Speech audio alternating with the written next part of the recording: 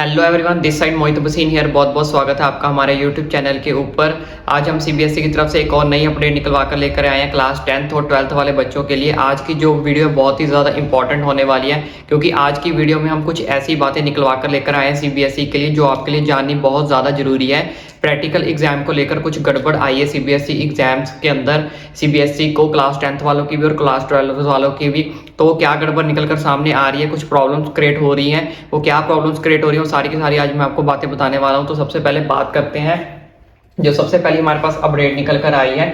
जैसे कि आपको पता ही है कि हमारे पास सीबीएसई की जो कॉपी चेकिंग हो रही है, सीबीएसई कॉपी चेकिंग जो है वो प्रॉपर वे में हो रही है, यानी कि लिबरल हो रही है, ठीक है, लीनियंट भी हो रही है और प्रॉपर वे में हो रही है। इसमें कोई दिक्कत नहीं आ रही है। आपकी कॉपी चेकिंग लिबरल भी हो रही है, लीनियंट भी हो रही है, प्रॉपर वे में भी हो रही है। ये बात जो कंफर्म्ड है, सेटिस्फाइड रहो, इससे कोई दिक्कत नहीं आने वाली। इसमें लिबरल, लीनियंट, प्रॉपर पूरी तरह से आपको जितने नंबर्स हो रहे हैं उतने दिए जा रहे हैं, मैक्सिमम जितना हो सकता है उतने नंबर बांटे जा रहे हैं, बम्पर मार्क्स दिए जा रहे हैं। लेकिन कुछ बच्चों का अभी भी डाउट था क्लास 10th वालों का कि क्लास 12th वालों का कि जो पासिंग क्राइटेरिया वो है क्या। मैं एक बार छोटा सा क्लियर कर देता हूँ। जैसे क्लास 10th और 12th वाले बच्चे हैं, क्लास 10th का थ्योरी का पेपर 80 का होता है और प्रैक्टिकल हमारा 20 मार्क्स का होता है। तो थ्योरी में कुछ बच्चे सोच रहे हैं कि हमें तो सिर्फ 13 मार्क्स लाने हैं, अगर 20 में से 20 लग जाएंगे तो हमारे ऑल ओवर करके क्या बन जाएंगे, 33% बन जाएंगे। लेकिन मैं उनसे एक चीज पूछना चाहता हूँ, क्या प्रैक्टिकल में आपके पूरे के पूरे जो है 20 के आउट ऑफ 20 लग जाएंगे? नहीं, बहुत कम बच्चे ऐसे हैं जिनके 20 आउट ऑफ 20 लगेंगे। तो यहाँ पे आपको जो है नंबर बढ़ाने पड़ेंगे। यहाँ पे आपको कम से कम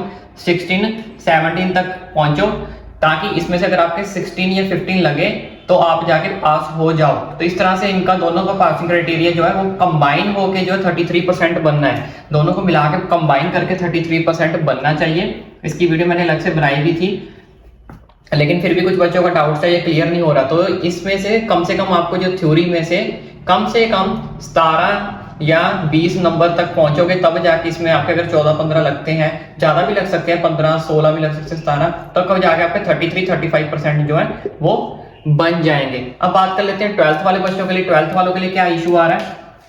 12th वालों का जो एग्जाम है वो 70 नंबर का थ्योरी का है प्लस 30 का प्रैक्टिकल है। तो 70 में से कम आपको 27 अलग से लेने हैं, और इसमें से भी आपको जो है 10 कंपल्सरी है। इसके जो आपके 10 इसमें 23 है, 23, और इसमें भी आपके जो है 10 कंपल्सरी है। मतलब प्रैक्टिकल में कम से कम आपके 10 नंबर आने चाहिए और थ्योरी में कम से कम आपके 23 नंबर आने चाहिए, जिसको दोनों को कंबाइन करने के बाद आपके जो है वो 33% बन रहे हैं। तो इसमें क्या, इन दोनों को कंबाइन करके 33% बनने चाहिए। लेकिन 12th वालों के लिए सेपरेटली 70 में से 33% 23 बनने चाहिए, और 30 में से 10 सेपरेटली अलग से जो है 10 नंबर आपको आने चाहिए।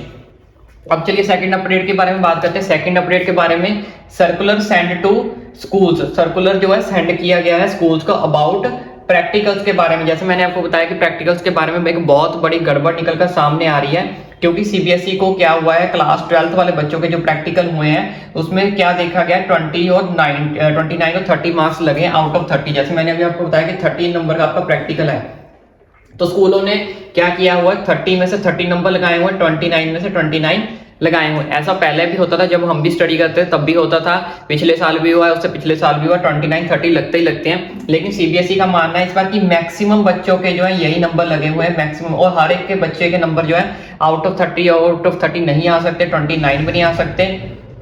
तो सीबीएसई ने एक सर्कुलर सेंड किया स्कूल्स का अबाउट प्रैक्टिकल्स के बारे में कि हर बच्चे के 30 आउट ऑफ 30 क्यों लगे हैं। लेकिन ऐसा क्यों हुआ है, क्योंकि जैसे मैंने आपको बताया पिछले साल भी ऐसा होता था, हमारे भी होता था, मैक्सिमम बच्चों के प्रैक्टिकल्स में मैक्सिमम नंबर लगते थे। लेकिन इस बार ऐसा क्यों हुआ है, प्रॉब्लम फॉर एक्सटर्नल्स, ये चलो बात बता। ऐसा इसलिए हुआ है, या तो सीबीएसई की किसी ने कंप्लेंट की है, या तो किसी स्कूल की कंप्लेंट हुई है।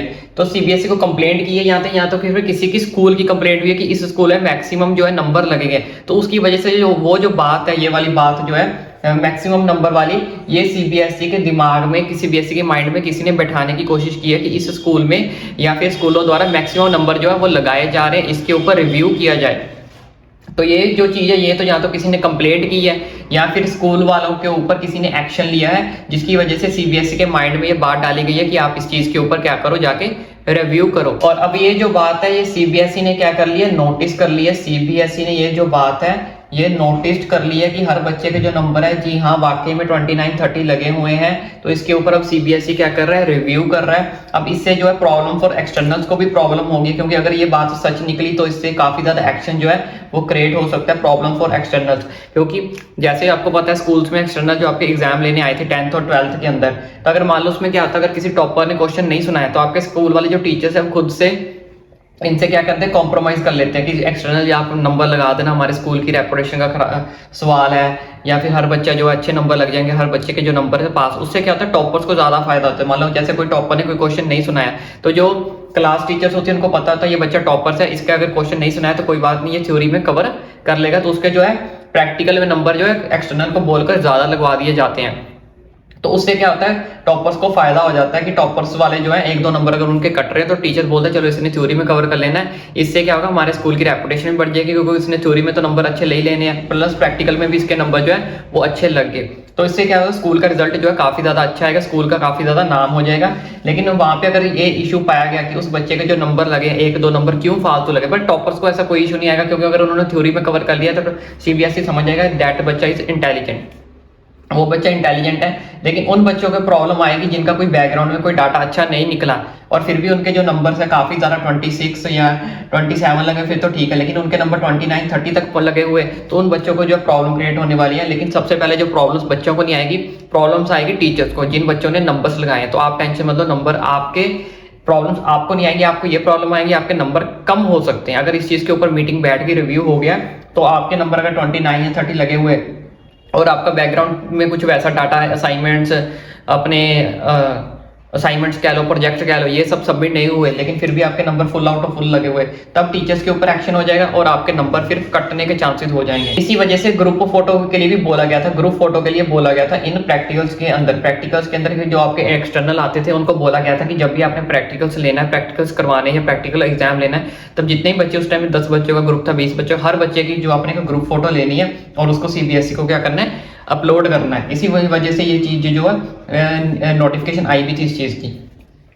उसके बाद मार्क्स रिव्यू स्टार्टेड, तो जिसकी वजह से इन सब प्रॉब्लम की वजह से जो मार्क्स के रिव्यू है वो स्टार्टेड हो चुके हैं प्रैक्टिकल एग्जाम को लेकर। मे बी अगर ज्यादा प्रॉब्लम क्रिएट हुई तो आपके प्रैक्टिकल एग्जाम भी दोबारा हो सकते हैं, क्लास 10th के भी और क्लास 12th के भी। लेकिन अभी इस चीज के बारे में कोई नोटिफिकेशन नहीं है, क्योंकि अभी जस्ट रिव्यू स्टार्टेड हुआ है। अगर इस रिव्यू में ज्यादा दिक्कत या ज्यादा गड़बड़ पाई गई तो 2 चीजों में एक्शन होगा, एक टीचर्स पे एक्शन होगा, दूसरा स्टूडेंट के नंबर कम हो जाएंगे। अगर ज्यादा बच्चों के स्टूडेंट के नंबर कम हो रहे हुए तो मे भी प्रैक्टिकल एग्जाम में है जो आपके वो दोबारा हो सकते हैं। जैसे कि मैंने आपको बताया कि अगर प्रैक्टिकल्स रिव्यू हो रहे हैं, अगर प्रैक्टिकल्स में कोई गड़बड़ पाई गई तो जिसकी वजह से जितने भी स्कूल्स में गड़बड़ पाई गई, externals, internals, teachers to be blacklisted, वो सारे के सारे आपके क्या हो जाएंगे, ब्लैक लिस्टेड में आ जाएंगे। वो स्कूल भी, वो एक्सटर्नल्स भी, वो इंटरनल भी, जिन्होंने गड़बड़ की हुई। अगर ये चीज बात उन स्कूल के अंदर रिव्यू, सारे स्कूल नहीं मैं बोलूंगा, लेकिन जिन स्कूलों के अंदर ये रिव्यू करने पर ये कुछ पाया गया कि अगर गड़बड़ लगी सीबीएसई को, वो सारे के सारे ब्लैक लिस्टेड में आ जाएंगे। लेकिन इससे क्या होगा, स्टूडेंट्स को कोई डरने की जरूरत नहीं है। अगर जो स्टूडेंट्स में कोई खतरा नहीं आएगा, ये सब जो स्कूल में आएगा, स्कूल्स में एक्सटर्नल इंटरनल्स की गड़बड़ के कारण आएगा, आपको कोई टेंशन लेने की जरूरत नहीं है, आप बेफिक्र रहिए।